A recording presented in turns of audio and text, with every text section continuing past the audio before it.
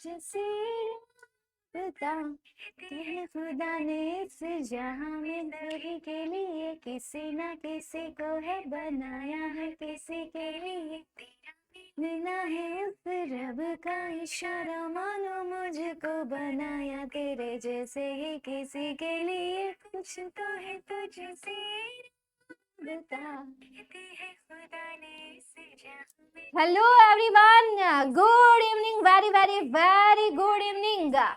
ચાલો જલ્દી આવી જાઓ આજના લેક્ચરમાં. જલ્દી જલ્દી જલ્દી. આજે આપણે રીડ 2 અને રીડ 3 બંને પૂરું કરવાનું છે. રીડ 3 માં આપણું જે અધૂરું છે એ ડ્રીપ ઇરિગેશન ને આપણે ખતમ કરીએ અને ત્યાર પછી આપણે જઈએ પોયમ.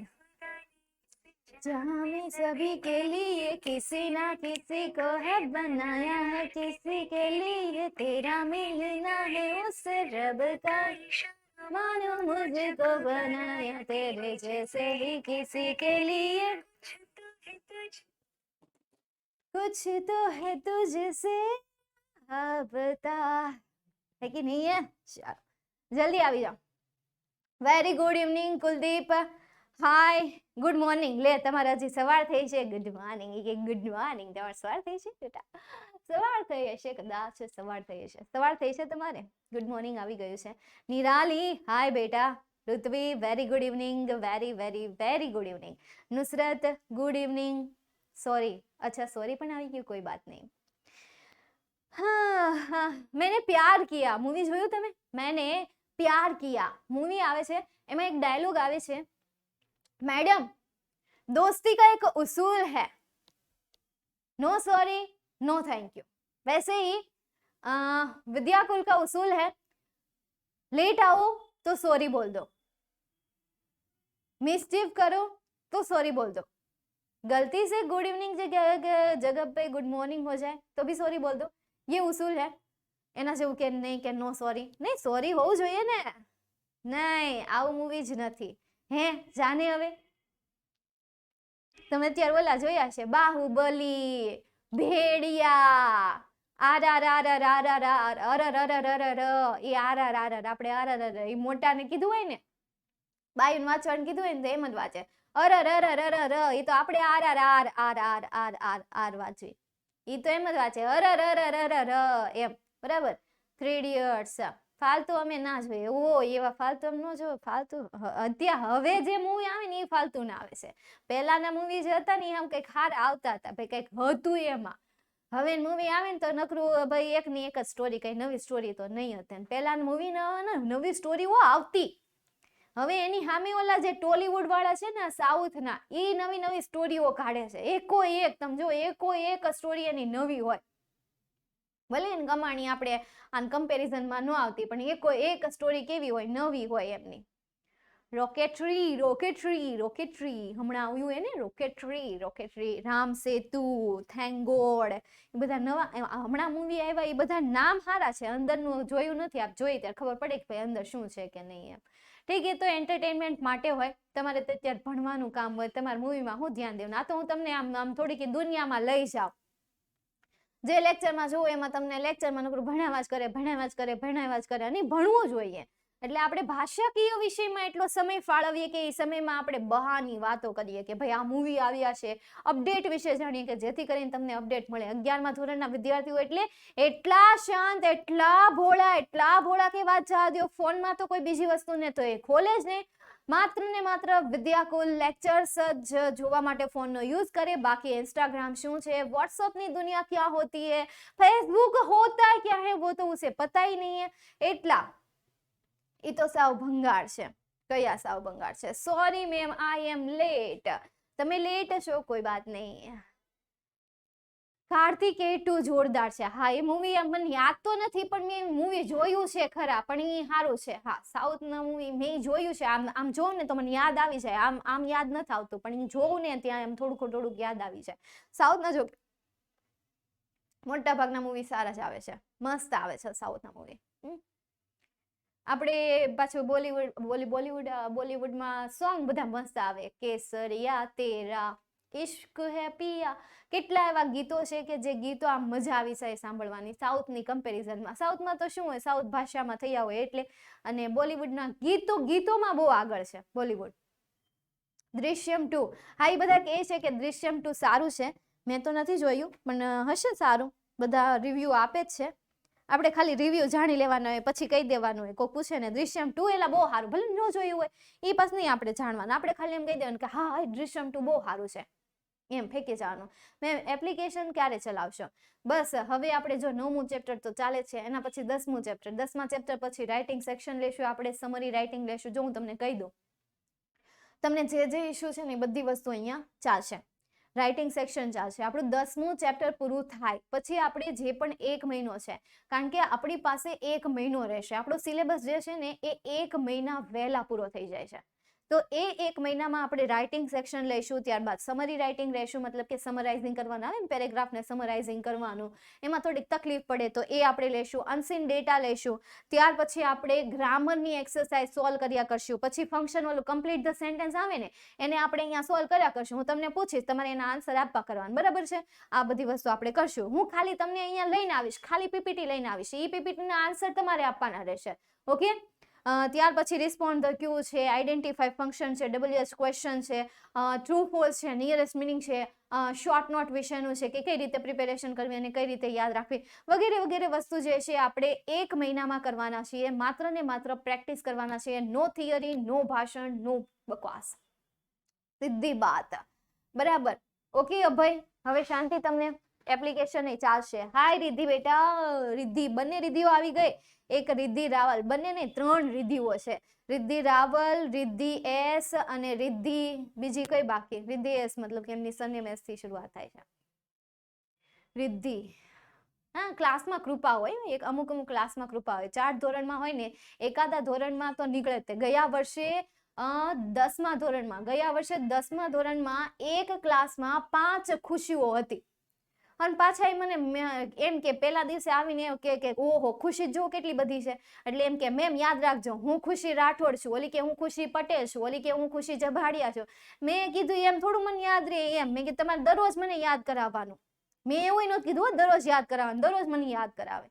પહેલા બધા વિદ્યાર્થીઓ આવીને ગુડ ઇવનિંગ વિશ કરે, અને આ જે ખુશીઓ છે ને કે જે 5 ખુશીઓ છે ને એ ખુશીઓ વિશ ન કરે. એમ કે મેમ હું ખુશી પટેલ, મેમ હું ખુશી રાઠોડ, મેમ હું ખુશી ચાબાડિયા. મેં કીધું Myra Khushi Vasaniya. Hello, sorry Riddhi. Hello Riddhi. Riddhi Raval, Riddhi Vasaniya. હજી એક રિદ્ધિ નથી આવી. આવી ગઈ કે નથી આવી? ચાલ, ફાઇનલી હવે આપણે લેક્ચરની શરૂઆત કરી દઈએ. તો લાસ્ટ લેક્ચરમાં આપણે જોયું હતું કે હાઉ ઇટ વર્ક, મતલબ કે જે ડ્રીપ ઇરિગેશન છે એ કઈ રીતે વર્ક કરે છે. જો કે ખેતી ક્ષેત્રમાં ઘણી બધી ટેકનોલોજી આવી છે, પરંતુ એ ટેકનોલોજી જે છે એ ટેકનોલોજી કૃષિ ક્ષેત્રના જે ખેડૂતો છે એ ખેડૂતો એને એક્સેપ્ટ નથી કરી શકતા, કારણ કે એ જે પાકોનું વાવેતર કરી રહ્યા છે એ પાકોમાંથી એને આવતા વર્ષના બીજ ખરીદવા માટેનું પ્રોફિટ માંડ થાય છે. તો એ કઈ રીતે આ બધી પદ્ધતિઓને પોતાની ખેતીમાં વિકસાવી શકે અથવા તો પોતાની ખેતીની આ ટેકનોલોજીને એક્સેપ્ટ કરી શકે? સૌથી પહેલા તો ખેડૂતો જે છે એ ફિનાન્શિયલ રીતે પાછળ રહી જાય છે, અને એના કારણે આ જેટલી પણ ઉપયોગી ટેકનોલોજી છે, જેટલી પણ ઉપયોગી આ પદ્ધતિઓ છે, મેથડ છે, ટેકનિક છે, એનો ઉપયોગ બસ આ ફિનાન્શિયલને કારણે જ લઈ નથી શકતા. કેબીસીમાં હમણાં એક છોકરો આવ્યો હતો કે જે કદાચ 12 વર્ષનો છે કે 15 વર્ષનો છે, મતલબ કે 12 અને 15 વર્ષનો હોય, મતલબ કે એ છોકરો 8, 9, 10મા ધોરણમાં હોય. તો એ કેબીસીમાં આવ્યો હતો એ રમવા માટે, મતલબ કે ક્વેશ્ચનના આન્સર દેવા માટે. એટલે અમિતાભ બચ્ચને વચ્ચે એક સવાલ પૂછી લીધો કે બેટા તું આટલા પૈસા કમાઈને શું કરીશ એમ. એટલે એને ક્વિટ કરવાનું કહ્યું કે હવે તારે ક્વિટ નથી કરવું, એમ આગળ જતા ક્વેશ્ચન હાર્ડ થઈ જશે. તારી પાસે હવે હેલ્પલાઇન બહુ ઓછી રહી છે, 4 જ, જો કે આવે 4 જ તેમાંથી તો કંઈક થોડીક રહી હશે. મેં તો નાનો અમથો વિડીયો જોયો હતો. તો અમિતાભ બચ્ચને કીધું બસ હવે તારે ક્વિટ નથી કરવું, જાની એલા એમ. ભલે એને રિસ્પેક્ટ રીતે કીધું હોય, પણ આ તો હું મારી રીતે કહું છું ભાઈ, ગુજરાતીમાં આવી જાય એટલે વાત ફરી જાય. આને કહેવાય ઇનડિરેક્ટ સ્પીચ. અમિતાભ બચ્ચને જે એને કીધી એને કહેવાય ડિરેક્ટ સ્પીચ. અને હવે હું તમને કહું છું તો આને ઇનડિરેક્ટ સ્પીચ કહેવાય. એટલે થોડા ચેન્જીસ તો થવાના છે. હા, એટલે શું કે એટલે એ છોકરો કે મારે આ પૈસા છે ને, મારે આ પૈસા આપણા ભારત દેશના લોકો, તમને ખબર આપણો ભારત દેશ જે છે શા માટે પાછળ છે? એવું નથી કે આપણા ભારત દેશના લોકો પાસે દિમાગ નથી, દિમાગ એમની પાસે કૂટીને ભર્યું છે. હા, હાચુકલા, અને હું તો એની વાતને માનું જ. હવે આપણે 12 કોમર્સના વિદ્યાર્થીઓ તમે એક વખત ભૂલથી નહીં 12 કોમર્સના ક્લાસમાં આવી જાવ, જલસો પડી જશે. 11મો ક્લાસ જેટલો શાંત છે ને એનાથી હવા નોઇઝી ક્લાસ જો હોય ને તો એ છે 12માનો ક્લાસ. એટલે દિમાગ એમની પાસે કુટીને ભારતના લોકો પાસે દિમાગ જે છે ને દિમાગ બહુ જ શાર્પ છે, એમનું આઈક્યુ લેવલ બહુ જ શાર્પ છે. છતાં પણ આપણો ભારત દેશ આઈટીમાં ટેકનોલોજીમાં પાછળ છે. એનું રીઝન છે કે ફિનાન્શિયલ અછત જોવા મળે, લેકનેસ એમની જોવા મળે. તો એ ફિનાન્શિયલ સપોર્ટ આપવા માટે મારે આ પૈસા કમાવા છે. ઇન શોર્ટ એને ઇન્વેસ્ટર બનવું છે એવા લોકો માટે કે જે લોકો દેશ માટે કંઈક કરવા ઈચ્છે છે પરંતુ એમની પાસે નાણાં નથી. તો હું એવા લોકોને નાણાં પ્રોવાઈડ કરીશ કે જે આપણા દેશ માટે કંઈક કરવા ઈચ્છે છે. મેં કીધું વાહ ભાઈ વાહ, આ બંદાના વિચાર તો જો, આવું તો મને વિચાર ન આવ્યો. મેં કીધું વાહ ભાઈ વાહ, આનું આઈક્યુ લેવલ ક્યાં સુધીનું હશે. તમે જો આઈક્યુ લેવલ જન્મજાતથી ન હોય એની પાસે, જેમ એને શાર્પ કરતા જાવ ને એમ એ શાર્પ થતું છે. એકવાર તમે તમારા બોડી પર ફોકસ કરો, તમારા માઇન્ડ પર ફોકસ કરો, તમને ઓટોમેટિક તમારા માઇન્ડની પાવર શું છે ને પાવર તમને ખબર પડી જશે. Power of mind, the power of mind. બધા પાસે એક અસ્ત્ર છે અને એ અસ્ત્રનું નામ છે માઇન્ડ. Use it. ચાલો, તો લાસ્ટમાં જોયું તો how it works. Drip irrigation જે છે એ કઈ રીતે વર્ક કરે છે, તેને કઈ રીતે ગોઠવવામાં આવે છે, એ બધી બાબત આપણે લાસ્ટ સેશનમાં જોઈ હતી. ચાલો હવે આપણે એમને કન્ટિન્યુ કરીએ. ઓર some control head unit contain a filter, fertilizer or nutrient tank. મતલબ કે કેટલાક જે કંટ્રોલ હેડ હોય છે ને, મતલબ કે અંકુશ કરતા વ્યક્તિઓ અથવા તો અંકુશ કરતા વડાની અહીંયા વાત થાય છે. યુનિટ્સ એકમ. કન્ટેન મતલબ કે સમાવેશ કરે છે. કન્ટેન મતલબ શું થાય છે? સમાવેશ કરે છે. અ ફિલ્ટર એન્ડ ફર્ટિલાઇઝર, એટલે કે ફિલ્ટર કે જે પાણીને શુદ્ધ કરે એ પદ્ધતિને એ શું કરે છે? સમાવેશ કરે છે. ફર્ટિલાઇઝર મતલબ કે ફળદ્રુપતાનો એ સમાવેશ કરે છે. સાથે સાથે ન્યુટ્રિયન્ટ ટેન્ક એટલે પણ શું થાય? ફળદ્રુપતા થાય, અથવા તો તમે બીજો એનો મીનિંગ લઈ શકો પોષક. બરાબર, પોષક ટેન્ક જે છે એ પોષક ટેન્કમાં પોષક ટેન્કનો એમાં સમાવેશ કરે છે. એ પદ્ધતિમાં સમાવેશ કરે છે કે જેથી કરીને જે નાના રેતીના કણો છે એ કણો ઇમિટર્સમાં બ્લોક ન કરે. ઇમિટર્સનો જે દ્વાર છે, એમનો જે રસ્તો છે, એ રસ્તાને બ્લોક ન કરે એ માટે એ આ પદ્ધતિઓનો શું કરે છે? સમાવેશ કરે છે. કઈ પદ્ધતિ? ફિલ્ટરની, ફર્ટિલાઇઝરની એન્ડ ન્યુટ્રિયન્ટ ટેન્કની, કે જે પાણીને જંતુ મુક્ત રાખે, રેતી મુક્ત રાખે. બરાબર. This slowly add a measured dose of fertilizer into the water during irrigation. This is slowly મતલબ કે ધીમેથી, એડ મતલબ કે ઉમેરો કરે છે. એ જે છે એ ધીમેથી ઉમેરો કરે છે. a measured dose of fertilizer એટલે કે ફર્ટિલાઇઝરનો પ્રમાણભૂત ડોઝ. મેજર મતલબ શું થશે? પ્રમાણ. મેજર્ડ મતલબ કે પ્રમાણભૂત. અહીંયા મેજર્ડ કોઈ ક્રિયાપદ નથી પણ બેટા એડજેક્ટિવ છે. શું છે? એડજેક્ટિવ છે. ક્યારેય તમે એવું જોયું કે ભાઈ ક્રિયાપદની આગળ અ કે અને આર્ટિકલ લાગે ખરા? ન જોયું હોય. મેજર્ડ જે છે એક પ્રકારનું એડજેક્ટિવ છે કે જેનું ગુજરાતી થાય પ્રમાણભૂત. પ્રમાણભૂત ડોઝ એ પણ કોનો? ફર્ટિલાઇઝરનો પ્રમાણભૂત ડોઝ ધીમે એડ કરે છે ઇન્ટુ વોટર એટલે કે પાણીમાં. ડ્યુરિંગ એટલે કે દરમિયાન. ઇરિગેશન મતલબ કે સિંચાઈ દરમિયાન આ જે પદ્ધતિ છે એ પદ્ધતિ પાણીમાં ફર્ટિલાઇઝરનો પ્રમાણભૂત ડોઝ એડ કરે છે. This is one of the major advantages of drip irrigation over other method. This is one of the major advantages. Major મતલબ શું થાય? મુખ્ય થાય. મેજર મતલબ શું થશે? મુખ્ય થશે. અને એડવાન્ટેજીસ મતલબ કે હેતુ. ઓફ ડ્રીપ ઇરિગેશન એટલે કે સિંચાઈ પદ્ધતિનો ઓવર અધર મેથડ એટલે કે બીજી જે પદ્ધતિ છે એ બીજી પદ્ધતિમાં ડ્રીપ ઇરિગેશનનો સૌથી મહત્વનો લાભ છે, એડવાન્ટેજીસ છે. Okay, clear? ચાલો, ત્યાર પછી જઈએ નેક્સ્ટ આગળ. જો હું તમને તે દી કહેતી હતી ને આવડું આ બોક્સ, મેં ખબર તમને એમ કીધું હતું કે ભાઈ આ બોક્સ આવતું નથી, યાદ કરો. હું આ બોક્સની વાત કહેતી હતી, તમારું ધ્યાન તો હોતું જ નથી લેક્ચરમાં. જોઈ લેવાનું, જો ખૂણો જોઈ લેવાનું, કયા ખૂણામાં શું લખ્યું છે, ક્યાં લખ્યું છે, કેવું છે, બેકગ્રાઉન્ડ કેવું છે, આ બધું ઓબ્ઝર્વેશન તમારું શાર્પ હોવું જોઈએ, આગળ જતા તમને કામ આગે. કામ લાગે. મેં 12મા ધોરણમાં આ વાત કરી, મેમ તમે કેવા શું માંગો છો? મેં કીધું કેમ હું કેવા માંગુ મતલબ?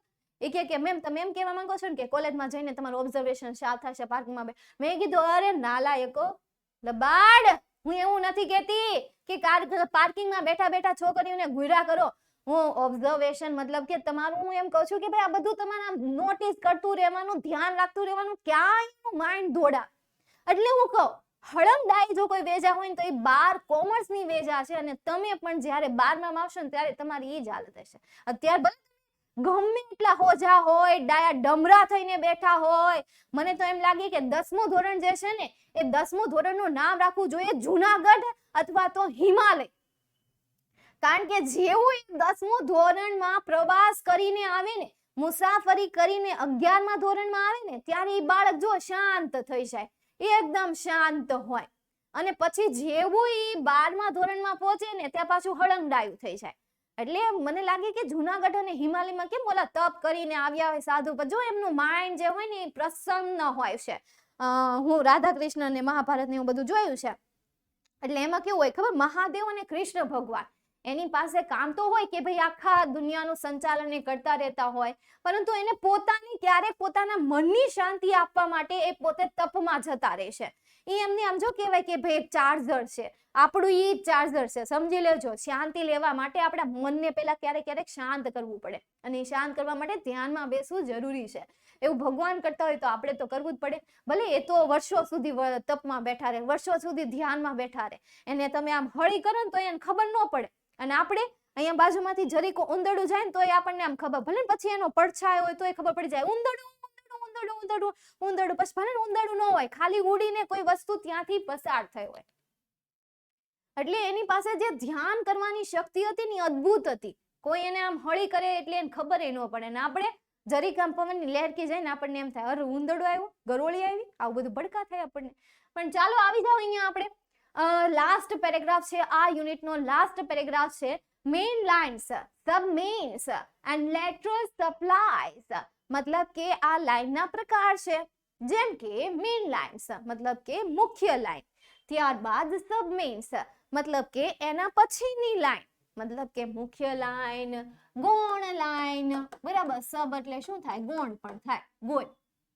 લેટરલ્સ મતલબ કે બાજુની સાઈડમાં સપ્લાય કરવાનું હોય ને ઈ.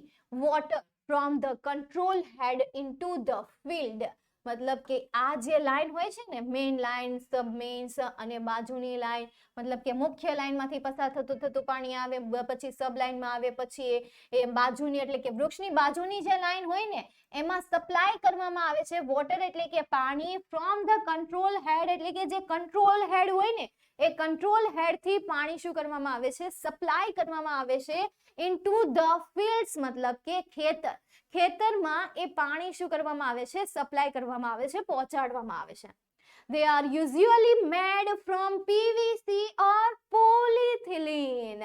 They are usually made, સામાન્ય રીતે made એટલે કે બની હોય, from PVC કે જેને પોલિનિયલ એવું કઈ કહેવાય ને, પોવિનિયલ ક્લોરાઇડ અથવા તો ત્યારબાદ પોલિથિલિન નોઝ એટલે કે પ્લાસ્ટિકની જે નળી હોય ને એ પ્લાસ્ટિકની નળી, કે મતલબ કે ત્યાં શું મૂકવામાં આવે, પીવીસી અથવા તો તે પ્લાસ્ટિકની નળીમાંથી બનેલી હોય છે. મતલબ કે જે લાઈન હોય છે એ લાઈન એમાંથી બની હોય છે. And should be buried. Buried મતલબ શું થાય, દાટવામાં આવે છે. શું આવે છે, દાટી દેવું. દાટી દેવું એટલે કે કોઈને દાટ ફટકારવી એવું નહીં, પરંતુ દાટી દેવું મતલબ કે જમીનમાં દાટી દેવાની વાત થાય છે. બિલો ગ્રાઉન્ડ એટલે કે જમીનની નીચે દાટી દેવાની વાત થાય છે. બીકોઝ કારણ કે they easily wear out when exposed to direct solar radiation. કારણ શું છે, કારણ કે they easily wear out. wear out એટલે શું થાય, ફાટી જવું. શું થાય, ફાટી જવું. તો એ સરળતાથી ફાટી જાય છે when, જ્યારે એ એક્સપોઝ મતલબ કે સંપર્કમાં આવી જાય છે. કોના સંપર્કમાં આવી જાય છે, ડિરેક્ટ એટલે કે સીધું સોલાર રેડિયેશન મતલબ કે સૂર્યના કિરણોના જ્યારે સીધા ડિરેક્શનમાં આવી જાય ત્યારે તે ફાટી જાય છે, સરળતાથી ફાટી જાય છે. એટલા માટે તેને ક્યાં રાખવામાં આવે છે, જમીનની અંદર દાટી દેવામાં આવે છે. Lateral pipes are usually 30 to 32 mm diameters. એટલે કે જે બાજુની પાઇપ હોય છે ને, કે વૃક્ષની બાજુની સાઈડની ઢોળા પર જે પાઇપ હોય છે, એ પાઇપ યુઝ્યુઅલી સામાન્ય રીતે એમનો જે ક્રાઇટેરિયા હોય છે, એમનો જે ડાયામીટર્સ હોય છે, એમનો જે વ્યાસ હોય છે, એ 13 થી 32 mm ના ક્રાઇટેરિયામાં હોય છે, એમના વ્યાસમાં હોય છે. ઇમિટર્સ ઓર ડ્રીપર્સ. ઇમિટર્સ મતલબ કે આપણે જેને કાણા કહીએ છીએ, ગુજરાતી આનું સર્જક થાય, બરાબર, સર્જક થાય અથવા તો સર્જન કરવું થાય. તો એ જે છે એ devices are devices use to control the discharge of water from the lateral to the plant. આ જે સર્જક હોય છે, આ જે ડ્રીપર્સ હોય છે, એ ડ્રીપર્સ જે સાધન છે, શું છે? સાધન છે. આર ડિવાઇસીસ મતલબ કે એક એવા સાધન છે કે જેનો ઉપયોગ કંટ્રોલ કરવા માટે થાય છે, અંકુશ કરવા માટે થાય છે. ડિસ્ચાર્જ એટલે કે છૂટું કરવું પાણીના વહેવને. શેના વહેવને? પાણીનો જે વહાવ છે, પાણીનો જે પ્રવાહ છે, એ પ્રવાહને અંકુશ કરવા માટેનું એક સાધન છે, અને એ સાધનને શું કહેવાય છે? ઇમિટર્સ ઓર ડ્રીપર્સ. અને એ પાણીના પ્રવાહને ક્યાં પહોંચાડવામાં આવે છે? લેટરલમાં પહોંચાડવામાં આવે છે. મતલબ કે બાજુની સાઈડ જે પાઇપ હોય છે, એ પાઇપથી લઈને પ્લાન્ટ સુધી, એ પાઇપથી લઈને પ્લાન્ટ સુધી પહોંચાડવાનું કામ કોનું છે? આ ઇમિટર્સ અને ડ્રીપર્સનું, કે જે કાણા હોય છે, એ કાણા દ્વારા એ છોડ સુધી પાણી પહોંચે છે.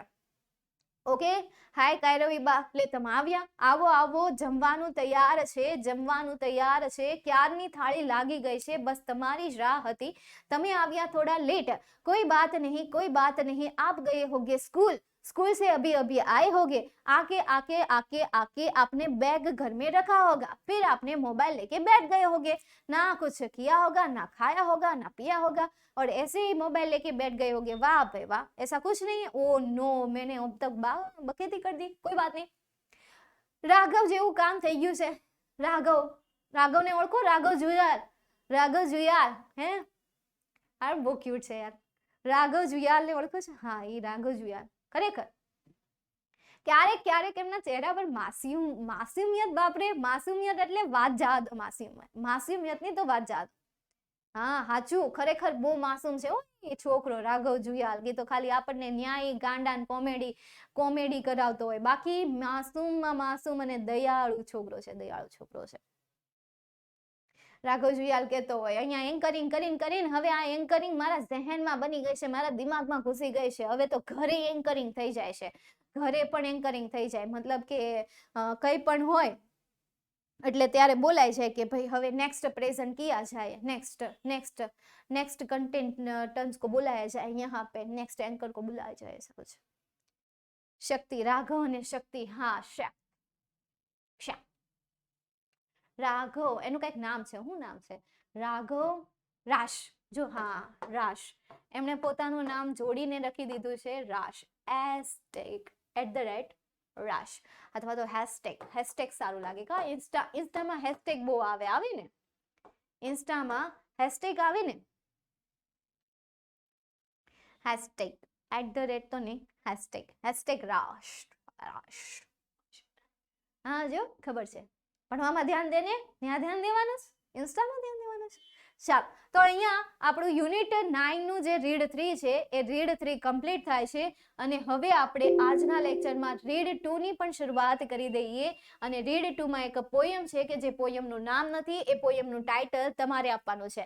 બેકગ્રાઉન્ડ જો કેટલું મસ્ત છે ને, પથ્થરો જો પથ્થરો. મેં આવા પથ્થરો ભેગા કર્યા છે, મારી પાસે નાના નાના પથ્થરો છે. હવે સાચા હોય કે ખોટા ખબર નહીં, પરંતુ નાના નાના પથ્થરો છે, કલરિંગ પથ્થરો છે. ખોટા જ હોય ને, એ સાચા શું હોય? એ શું સાચા હોય? ઓલું ખબર છે, ઓલી ટ્રીપોય આવે, એ ટ્રીપોયમાં વચ્ચે પથ્થર નાખેલા આવે, કલરિંગના, ગોળ નહીં હો, આમાં થોડાક આવી રીતે જ હોય. જો આમાં કેમ સાઈઝ છે, એવી રીતે જ હોય. તેમાંથી મેં થોડાક લઈ લીધા હતા, બરાબર એને. તો પછી ચાલો, હવે આપણે જોઈએ રીડ 2. પોયમ જે છે, એ પોયમમાં શું છે ખબર છે? પોયમમાં કવિ હાવ નવરો બેઠો હતો. કવિ જે છે એ હાવ નવરો બેઠો હતો. નવરા બેઠા બેઠા એ પાણીના કિનારે બેઠો હતો. પાણીના કિનારે ઉપર એક સરસ મજાનો પુલ હતો. તો એ પુલની જેટલી વસ્તુ નીચે રિફ્લેક્ટ થતી હતી ને, એટલે એ વસ્તુ એને અહીંયા બતાવી છે. મતલબ કે ઉપર પુલ છે, તો એ પુલ પાણીમાં રિફ્લેક્ટ થઈ રહ્યો છે. ઉપર માણસ છે એ તો એ માણસ પાણીમાં રિફ્લેક્ટ થઈ રહ્યો છે, ઉપર કૂતરો છે તો એ કૂતરો પાણીમાં રિફ્લેક્ટ થઈ રહ્યો છે, ઉપર ધજા છે તો એ ધજા પાણીમાં રિફ્લેક્ટ થઈ રહી છે. મતલબ કે નવરા બેઠા બેઠા એને પોયમ લખી નાખી છે. ચાલો જોઈએ શું કહે છે. In the pond, in the park એટલે કે બગીચામાં તળાવ. મામાં 2 વાર આવ્યું. શું આવ્યું? મામાં 2 વાર આવ્યું. બોલો માં. એટલે આમ આપણું મન શાંત થઈ જાય, કારણ કે માં એક ભગવાનનું નામ છે. જે રીતે વિષ્ણુ છે, મહાદેવ છે, હનુમાનજી છે, બ્રહ્મા છે, સરસ્વતી છે, લક્ષ્મી છે, માતા પાર્વતી છે, એવી રીતે માં પણ છે. એટલે આમાં 2 વખત મામાં આવ્યું કે ભાઈ બગીચામાં તળાવમાં, બગીચામાં તળાવમાં. ઓલ થિંગ્સ, બધી વસ્તુ. થિંગ્સ મતલબ શું થશે? વસ્તુ. બધી વસ્તુ.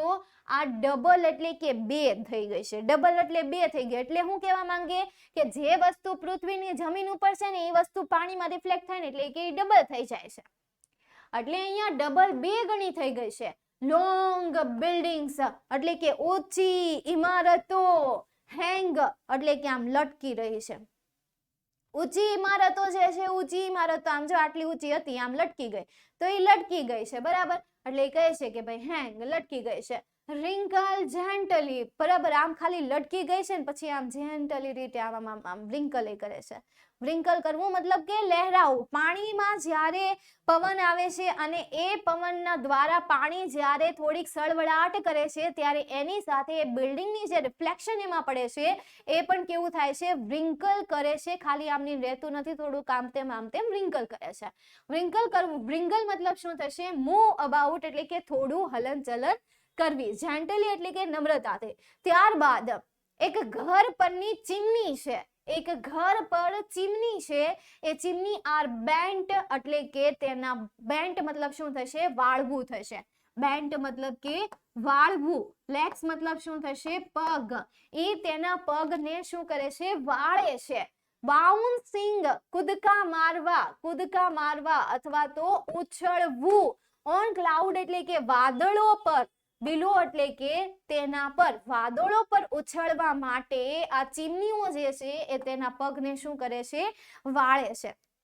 મતલબ કે ઇમારત પરની જે ચીમની છે એ ચીમની જાણે કે તેના પગ વાળીને બેઠી હોય, વાદળોને પહોંચવા માટે અથવા તો વાદળો પર ઉછળવા માટે જાણે કે એ બિલ્ડિંગ પરની જે ચીમનીઓ છે એ પોતાના પગ વાળીને બેઠી છે. ત્યારબાદ અ ફ્લેગ એટલે કે એક ધજા. વેક્સ મતલબ કે લહેરાય છે. લાઈક ફિશ હુક, જે રીતે ફિશ હુક ન લહેરાતી હોય સેમ એ રીતે ફિશ હુક મતલબ શું થશે? માછલી પકડવા માટેની હુક. માછલી પકડવા માટેની hook. Down there in the sky એટલે કે આકાશની નીચે એક ધજા જે છે એ ધજા લહેરાઈ રહી છે, જાણે કે એક ફિશ હુક, જાણે કે એક માછલી પકડવાની હુક લહેરાઈ ન રહી હોય પાણીમાં એ રીતે એ ધજા જે છે એ ધજા પણ આકાશની નીચે શું થઈ રહી છે? લહેરાઈ રહી છે. ફરીથી આખી આપણે પંક્તિ જોઈ લઈએ. શું કહે છે કે in the pound, in the pond, in the park all things are double. બગીચામાં, તળાવમાં બધી વસ્તુ જે છે એ ડબલ થઈ ગઈ છે. Long buildings hang and wriggle gently. લાંબી ઇમારતો જે છે એ લટકી રહી છે અને જેન્ટલી રીતે ઝૂલી રહી છે. Chimneys are bent legs bouncing on clouds below. ચીમનીઓ જાણે કે વાદળ પર ઉછળવા માટે પોતાના પગને વાળીને બેઠી ન હોય એવું લાગે છે. A flag waves like a fish hook down there in the sky. આકાશની નીચે, ત્યાં આકાશની નીચે એક ધજા લહેરાઈ રહી છે, જાણે કે એક માછલીની હુક. હુકઅપ કર લિયા, ઓલું ગીત આવે ખબર એવું. ત્યારબાદ ધ આર્ચેડ સ્ટોન બ્રિજ. આર્ચેડ મતલબ કે તોરણાકાર હોય. તોરણાકાર મતલબ કે તોરણ કેમ આવી રીતે હોય, ઘણા તોરણ આ રીતે હોય, ઘણા તોરણ આ રીતે હોય, બરાબર, અપ એન્ડ ડાઉન. તો એ તોરણાકાર જે પથ્થરવાળો બ્રિજ છે, પુલ છે, કઈક આવું બ્રિજ વાળો જે પુલ છે, તોરણાકાર બ્રિજ વાળો જે પુલ છે ઇઝ એન આઈ એટલે કે એને આંખો કહી છે. કવિને ઈ આંખો લાગે છે. કેમ લાગે છે હમણાં આપણને કહેશે. વિથ અંડરલીડ. અંડરલીડ એટલે કે નીચે, કેમ ખબર આપણે આ અંડરલીડ હોય એને અંડરલીડ કહેવાય. આને શું કહેવાય? અંડરલીડ કહેવાય. મતલબ કે નીચેના ભાગ સાથે. હું કેવું યાર, આંખની નીચેનો જે પાર્ટ હોય ને ઈ, બરાબર. અંડરલીડ સાથે ઇન ધ વોટર એટલે કે પાણીમાં. In the water, in the water એટલે કે પાણીમાં. જે રીતે ઉપરનો ભાગ છે, બરાબર, પછી નીચે પણ એનું રિફ્લેક્શન આવે છે. તો આવી રીતે આંખ તૈયાર થઈ ગઈ કે નહીં? સમજાય છે? તો આને એને આંખ કહી છે કે તોરણાકાર જે પુલ છે એ પુલ શું છે? આંખ છે. અને એ આંખની અંદર જે પાણી છે એ પાણીને એને લેન્સ કહ્યું છે. જો આ પાણી પડે છે, બરાબર, આ એની કોર છે અને એ કોરમાં આટલા હિસ્સામાં પાણી છે, રાઉન્ડ જેવું. એટલે એ કહે છે in its lens deep crinkled heads with heads. અને સાથે સાથે તેની જે લેન્સ છે, મતલબ કે આ જે લેન્સ છે એ લેન્સમાં ડીપ ક્રિંકલ્ડ હેડ્સ. ક્રિંકલ્ડ મતલબ શું થશે? કરચલી. હેડ્સ એટલે કે માથા પર કરચલી વાળું જે છે, with heads that don't fall off. Heads એટલે શું થશે? ટોપી. ટોપી સાથે માથા પર કરચલી વાળું જે છે એનો લેન્સમાં દેખાય છે. ઇન ઇટ્સ લેન્સ એટલે કે તેના લેન્સમાં ટોપી વાળી કરચલી વાળું માથું દેખાય છે. ટોપી સાથે કરચલી વાળું માથું દેખાય છે. that don't fall off it કે જે ક્યારે પણ પડશે નહીં. એટલે કે એમના માથા પર જે ટોપી છે, મતલબ કે પુલની ઉપર જે માણસ છે એ માણસે ટોપી પહેરી છે અને એ માણસની માથા પર જે કરચલી છે એ માથું એને એ જમીનની જે મતલબ કે પાણીની જે કીકીઓ છે એ કીકીમાં રિફ્લેક્ટ થાય છે. એ ટોપી પણ ઊંધી છે કે જે પડશે નહીં, ઊંધી હોવા છતાં પણ પડશે નહીં. ડોગ્સ ગો બાય અને કૂતરાઓ કે જે તળાવ પાસેથી પસાર થઈ રહ્યા છે. ગો બાય મતલબ કે ની પાસેથી પસાર થઈ રહ્યા છે. બાર્કિંગ એટલે કે ભસતા હોય. ઓન ધેર બેક્સ મતલબ કે તેની પીઠથી એ ભસતા ન હોય એવું લાગે છે. જ્યારે કૂતરાઓ ત્યાંથી પસાર થાય છે અને કૂતરાઓ પસાર થાય છે, એમનું રિફ્લેક્શન જ્યારે પાણીમાં પડે છે ત્યારે એ રિફ્લેક્શન જોઈને એવું લાગે છે કે કૂતરા તેની પાછળ પીઠથી ભસતા ન હોય એવું લાગે છે. અ બેબી અને એક બાળક કે જે taken two feed the ducks કે જે બાળક, ફીડ મતલબ કે ખવડાવે છે, ડક્સ મતલબ કે બતકોને, ટેકન એટલે કે લાવવામાં આવ્યું છે. એક બાળક કે જેને બતકને ખવડાવવા માટે લાવવામાં આવ્યું છે, બહાર લાવવામાં આવ્યું છે. ડેંગલ્સ અપસાઇડ ડાઉન. ડેંગલ્સ અપસાઇડ ડાઉન એટલે કે એ પાછો લટકી જાય છે. અપસાઇડ ડાઉન એટલે કે ઉપરથી નીચેની તરફ લટકેલો દેખાય છે. ઉપરથી નીચેની તરફ એ બાળક લટકેલો દેખાય છે. A pink balloon for a boy. Boy મતલબ શું થશે? ગાઈડ. અને આસમાનમાં એક ગુલાબી ફુગ્ગો છે કે જે ફુગ્ગો પાણીમાં જ્યારે પડે છે ત્યારે એવું લાગે છે જાણે કે એ ફુગ્ગો માર્ગદર્શન ન આપતું હોય, જાણે કે એ ફુગ્ગો જે છે સર્વોપરી ન હોય એવું. સમજાય? ચાલો ફરીથી સમજો આ સ્ટાન્જા શું કહે છે કે આ જે પથ્થરવાળો બ્રિજ છે કે જે તોરણાકાર છે એને કવિએ આંખ સાથે સરખાવી છે અને એની નીચે પાછી એક અંડર લીડ પણ પડે છે અને એના લેન્સમાં એક એવું રિફ્લેક્શન આવે છે ટોપી સાથેનું કે જેમના માથા પર કરચલીઓ છે અને એમના માથા પરની ટોપીઓ ક્યારે પણ પડશે નહીં. એક કૂતરો કે જે તળાવની પાસેથી પસાર થાય છે જ્યારે ભસતો હોય ત્યારે એની પીઠથી ભસતો હોય એવું લાગે છે. એક બાળક કે જે બાળકને બતકને ખવડાવવા માટે બહાર લાવવામાં આવ્યું છે, એ બાળક જે છે એ ઉપરથી નીચેની તરફ ડેંગલ્સ થતો હોય છે, લટકતો હોય છે. અને આકાશમાં ઉડતું એક પિંક ગુલાબી કલરનો ફુગ્ગો છે કે જે ફુગ્ગો ગાઈડન્સ લાગે છે, મતલબ કે માર્ગદર્શન આપતો દેખાય છે, મતલબ કે કોઈ રસ્તો બતાવતો દિશે છે, દેખાય છે. ચાલો ક્લિયર? તો આ તમારી જે યુનિટ 9 હતું એ યુનિટ 9 નું રીડ 2. તો આનું આપણે નામ રાખી શકીએ reflection in water. Reflection in water આ રીતે નામ આપી શકીએ, અથવા તો a beautiful description of water. વોટરનું એક સરસ મજાનું ડિસ્ક્રિપ્શન. બીજું કોઈ નામ આપી શકાય? સોચો, તમે પણ સોચો, ખાલી હું જ વિચારું, તમે પણ વિચારો, થોડું सोच लिया करो. सब कुछ मैम पे मत छोड़ दो, खुद भी कर लो. Under the water, under the water क्या सोचा है आपने? मैम ने कहा सोचो तो आपने सोच भी दिया, सही बात है, बहुत ही स्मार्ट हो। ચાલો, નેચરને લગતું કંઈ ના અપાય, શું ન અપાય? અપાય જ ને। ચાલો, ત્યાર પછી પોયમ બેઝ ક્વેશ્ચન આન્સર। અત્યાર સુધી મેં તમને પોયમ બેઝ ક્વેશ્ચન આન્સર ક્યારેય નથી કરાવ્યા, આજે હું તમને કરાવું છું। શીખી લેજો, ધ્યાનથી શીખી લેજો, બરાબર છે? હા, અહીંયા ધ્યાન આપજો। તો આ પોયમનું ગુજરાતી તમને સારી રીતે ખબર છે, સીધા આવો ક્વેશ્ચન પર, નો ફાલતુ કી બકવાસ, come on the point. How do the things seem in the pond in the park? Why? બધી વસ્તુ કેવી દેખાય છે? ડબલ દેખાય છે। શા માટે દેખાય છે? તો because of reflection, because of reflection। તો આપણે અહીંયા આન્સર લખીએ, the things seems in the pond in the park, પણ હું હા ડબલ, the thing નહીં, in the park, હા આવી રીતે કરાય।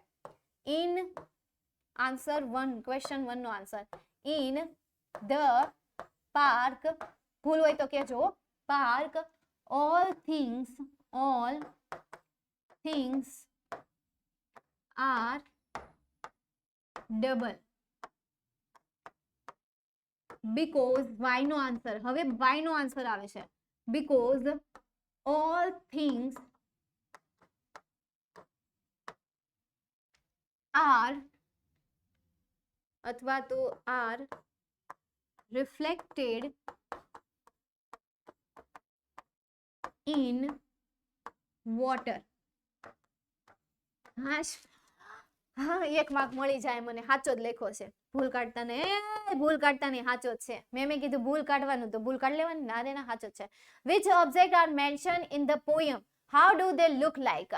તો કઈ કઈ વસ્તુ આમાં મેન્શન કરેલી છે, ખાલી એટલામાં તેનું, આખી પોયમ નહીં જોવાની, તમને અહીંયા એટલું જ આપ્યું છે ને, તો બસ આટલામાંથી ગોતો। એક તો લોંગ બિલ્ડિંગ, તો આપણે લખીએ લોંગ બિલ્ડિંગ્સ। બીજું ચિમનીઝ,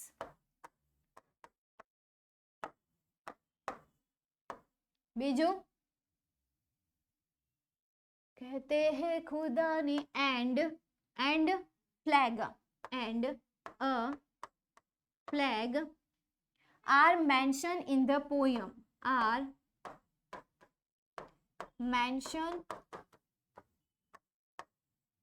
in the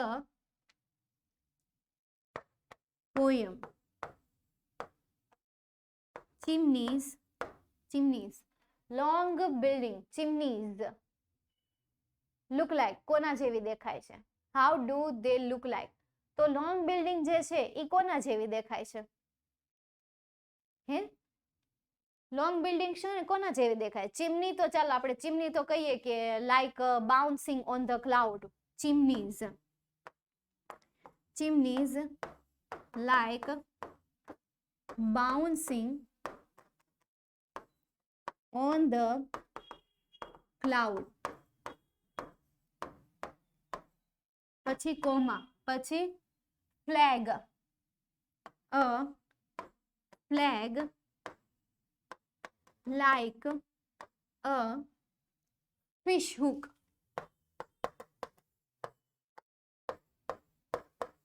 and long building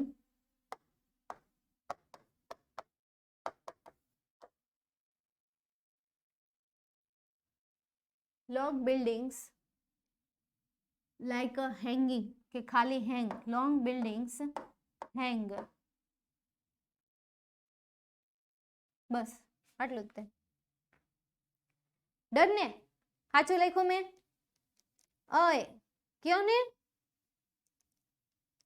कहते हैं खुदा ने इस जहां में बनाया है, ना किसी को है बनाया है, किसी के लिए तेरा मिलना है, उस रब का इशारा मानो मुझको बनाया, तेरे जैसे ही किसी के लिए कुछ तो है, खुद से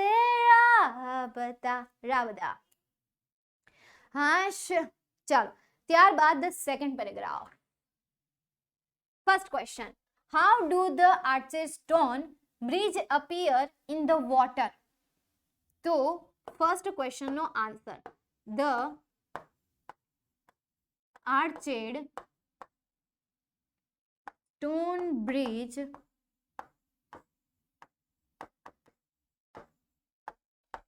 appeared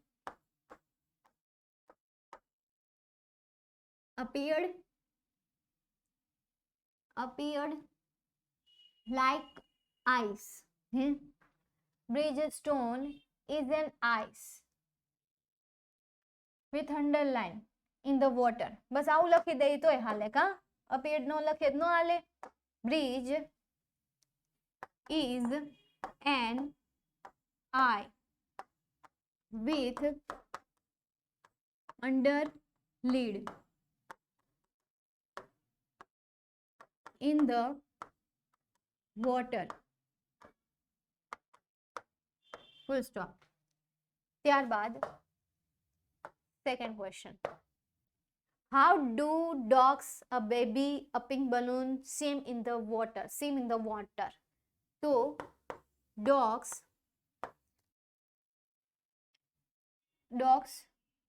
क्या से?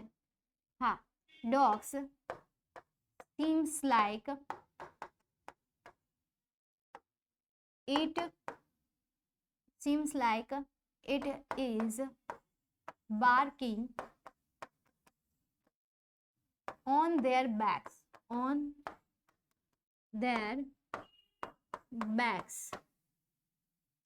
પછી a baby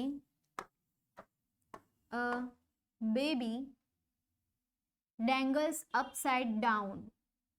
A baby dangles upside down.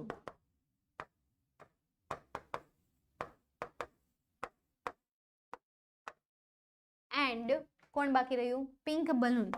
And a pink balloon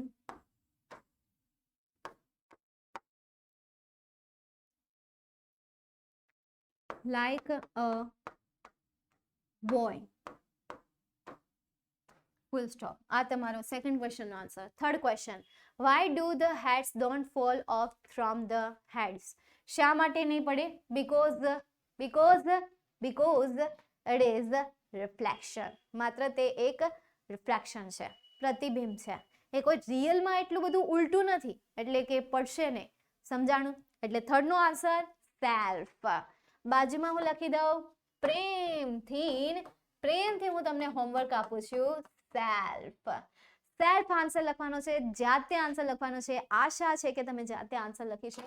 અને આ સાથે આજનો જે સેશન છે એ આજનો સેશન હું કમ્પ્લીટ કરવા જઈ રહી છું. તમને કોઈ ક્વેરી રહી ગઈ હોય તો પૂછી લો ફટાફટ. Jingle bell, jingle bell, jingle all the way. એવું કંઈક આવે ને, કંઈક તો આવે. ભૂલાઈ ગયું ગીત, ભૂલાઈ ગયું. પછી ઓલું ગીત આવતું નાના ઇંગ્લિશમાં, બાબા બ્લેક શીપ. બસ આ એક જ લાઈન આવડે છે, પછી બીજી લાઈન નથી આવડતી. પછી રામ બોલો ભાઈ રામ. બોય મતલબ કે માર્ગદર્શન, ગાઈડ. બોય મતલબ શું થશે? માર્ગદર્શન.